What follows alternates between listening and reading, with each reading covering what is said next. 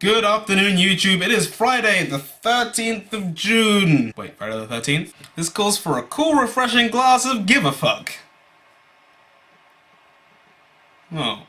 So superstitious holidays aside, the other day I was just doing some, Wikipedia meandering, reading a little thing on Wikipedia and then deciding to go to a different page and read up on that instead. So yeah, it was a fun afternoon, but I found out something so disturbing, so crazy, that it might just, well, I guess it might make you crazy. You know how there are a lot of places in the US that are named after cities that exist in other places? Well, namely the UK. I found out there are a lot more cities than I thought there was. You think it's just New York and New Jersey and stuff like that? No. 13 Londons, 5 of which are New Londons. 9 Birminghams, which by the way, it's Birmingham. I don't even know why. Like, I understand the sentiment of going to a new place to, have a new start and stuff, but not wanting to leave everything behind and just kind of bring some vestiges of home with you. But surely you'd thought they'd want to check that there are other places in the US that had similar names, or indeed the same name as the places they just came from. You would have thought that would have gone through their heads. Apparently not. I found out that there are actually 24, count them 24 Lincolns in the whole of the US. Presumably this is because of the president and not the city in the UK. Even though I could sympathise with someone wanting to name their city after a place famous for swans and Tomska. Lincoln, Alabama, Lincoln, Arkansas, Lincoln, California. There's a lot. Lincoln, Delaware, Lincoln, Illinois, other Lincoln, California, Lincoln, Wisconsin, Lincoln, Wisconsin, Lincoln, Wisconsin.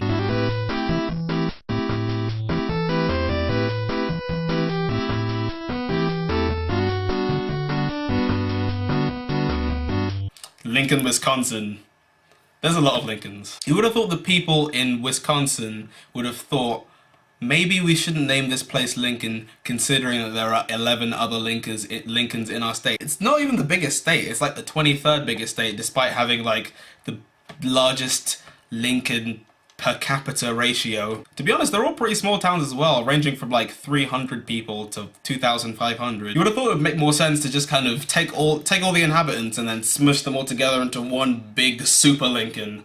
And that would just solve all our problems. Because everyone's having the problem that I'm having right now. Hold the phone, people. I've done a little bit more meandering and I've found the list of the most common names for US towns. It's kind of crazy actually. There are 50 Greenvilles, 30 Franklins, 29 Clintons, 28 Springfields, presumably The Simpsons? I don't know. Why are people not making better names for places? Honestly. Does that mean there's at least one Greenville in every... Let me see this. I've looked through the list and the most that any state has is 3. That means that there are 48 states, that's New York by the way, that have a Greenville in them. There are 2 that don't. Why? I mean, it's not like the US is incapable of picking interesting names for places. Like there's Happy Land, Connecticut, Sandwich, Massachusetts, Hell, Michigan, Slaughterville, Oklahoma. Come on, Slaughterville! They could have called 50 places Slaughterville and they went with Greenville instead? Just made a not very powerful enemy, America. Oh, before I go, quick thanks to Nerdy and Quirky for letting me have my video response on her video. I've gotten a bit of traffic from it, so it's, thanks. You guys should check her out if you didn't already come from one of her videos. She's pretty funny. Bonus points, she's Canadian too, so... And I'm sure that she's gonna make an excellent John Green. See ya! The video is over now, so you should click subscribe. Or just do whatever you want, 'cause I don't really mind. But you should